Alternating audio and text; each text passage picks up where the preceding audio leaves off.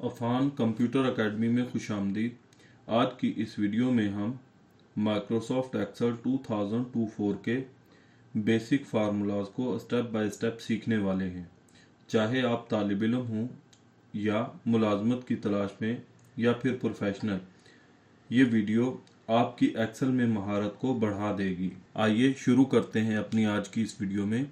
यहाँ पर सबसे पहला फार्मूला हमारे पास सम का है कि अगर हम वैल्यूज़ को जमा करना चाहते हैं तो हम फिर सम का फंक्शन या फार्मूला यूज़ करेंगे। अगर मैं यहाँ पर क्लिक करूँ, उसके बाद इक्वल्स टू हमारे पास रिजर्व कीवर्ड है जिसको हम फार्मूला पुट करने के लिए यूज़ करते हैं। इक्वल्स टू को फार्मूले के अलावा हम किसी भी चीज़ में यूज़ नहीं कर सकते। यहाँ पर इक्वल्स टू टाइप किया, उसके बाद सम सम टाइप किया, और अगर आप टैब का की प्रेस कर दें तो सम सेलेक्ट हो जाएगा। अगर यहाँ पर आप टैब ना भी प्रेस करें तो फिर शिफ्ट के साथ 9 के ऊपर हमारे पास स्मॉल ब्रैकेट है, उसको ऑन करेंगे और उसके बाद हम यहाँ पर रेंज देंगे। रेंज से मुराद यहाँ पर वो सेल्स हैं या वो वैल्यूज़ हैं जिनको हम यहाँ पर जमा करना चाहते हैं।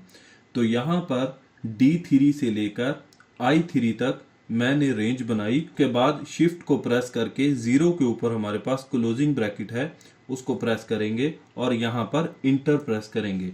तो आप देख सकते हैं कि ये वैल्यूज़ हमारे पास यहाँ पर सम हो चुकी हैं। इसी तरह दोबारा से अगर मैं यहाँ पर क्लिक करूँ, इक्वल्स टू एवरेज, अगर हम इन सेल्स की या इन वैल्यूज़ की एवरेज मालूम करना चाहते हैं तो यहाँ पर हम एवरेज का फंक्शन या फार्मूला यूज़ कर सकते हैं। यहाँ पर टाइप करेंगे average equals to average,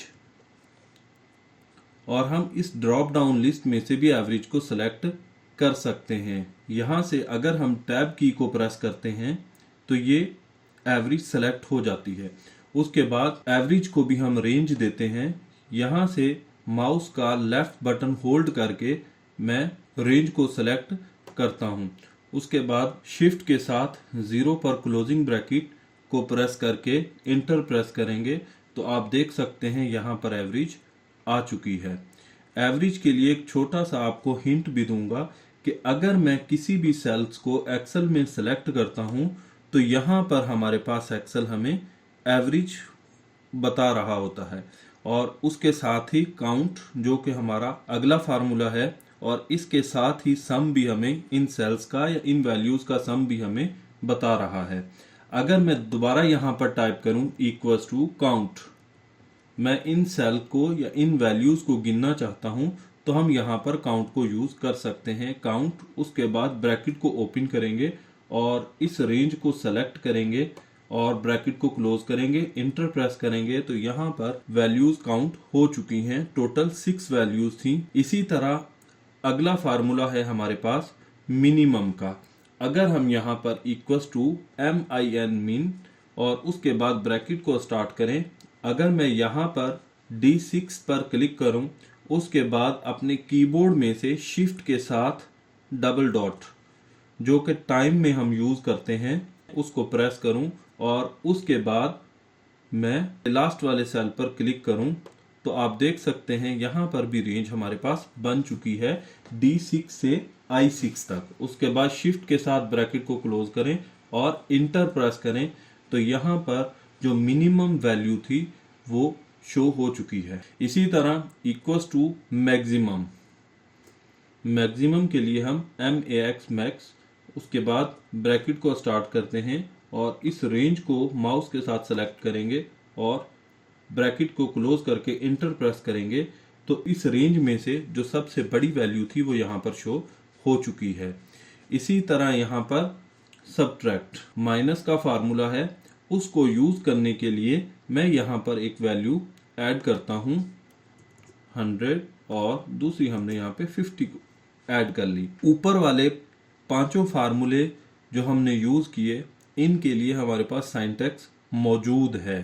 syntax कहते हैं लिखने का तरीका, लेकिन सबट्रैक्ट के लिए हमारे पास कोई सिंटैक्स नहीं है, इसलिए हम इक्वल्स टू फर्स्ट सेल पे क्लिक करेंगे और अपने कीबोर्ड से माइनस को प्रेस करेंगे। उसके बाद दूसरे सेल पर हम क्लिक करके इंटर प्रेस करेंगे तो आप देख सकते हैं यहाँ पर इसने सेल 1 में से सेल 2 की वैल्यू को माइनस कर दिया है।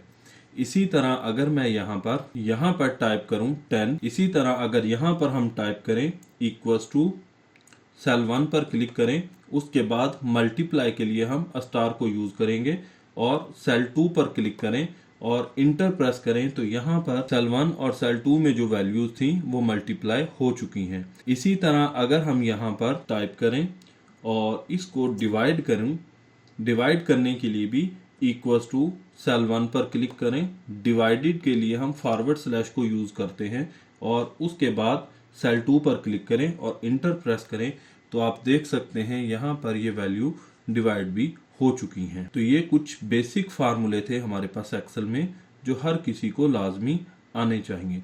उसके अलावा अगर मैं अपने माउस के साथ इस रेंज को सेलेक्ट करूं और यहाँ से एक सेल खाली सेलेक्ट कर लूं तो होम की टैब में लास्ट में हमारे पास यहाँ पर ऑटो सम का ऑप्शन भी मौजूद है। अगर मैं इस छोटे से एरो पे क्लिक करूं और यहाँ से सम पर क्लिक करूं तो आप देख सकते हैं इस रेंज का सम लास्ट वाले सेल में हो चुका है। इसी तरह अगर मैं इससे आगे वाली रेंज को सेलेक्ट करूं और यहाँ से सम के बाद हमारे पास एवरेज है, एवरेज, तो यहाँ पर एवरेज का फार्मूला भी अप्लाई हो चुका है। इसी तरह अगर मैं यहाँ पर दोबारा से आगे वाली रेंज को सिलेक्ट करूं और एक सेल खाली सेलेक्ट करूं और यहाँ पर आने के बाद हम काउंट नंबर पर क्लिक करें तो आप देख सकते हैं कि यहाँ पर वैल्यूज काउंट भी हो चुकी हैं। इसी तरह अगर मैं आगे वाली रेंज को दोबारा से सिलेक्ट करूं और यहाँ पर हम क्लिक करें और मैक्सिमम पर क्लिक करें तो आप देख सकते हैं इस रेंज में से जो मैक्सिमम वैल्यू थी वो यहाँ पर शो हो चुकी है। इसी तरह उसके बाद हम एक और रेंज को सिलेक्ट करते हैं और यहाँ पर लास्ट फार्मूला हमारे पास जो मौजूद है ये मिनिमम का है। मिनिमम को हम सेलेक्ट करते हैं तो यहाँ पर इस रेंज में से जो मिनिमम वैल्यू थी वो यहाँ पर शो हो चुकी है। तो इन फार्मूलाज को हम खुद से भी टाइप कर सकते हैं और हम फंक्शंस में आकर भी इन फार्मूलाज को यूज कर सकते हैं। अगर आपको ये वीडियो अच्छी लगी तो वीडियो को लाइक और चैनल को सब्सक्राइब करें।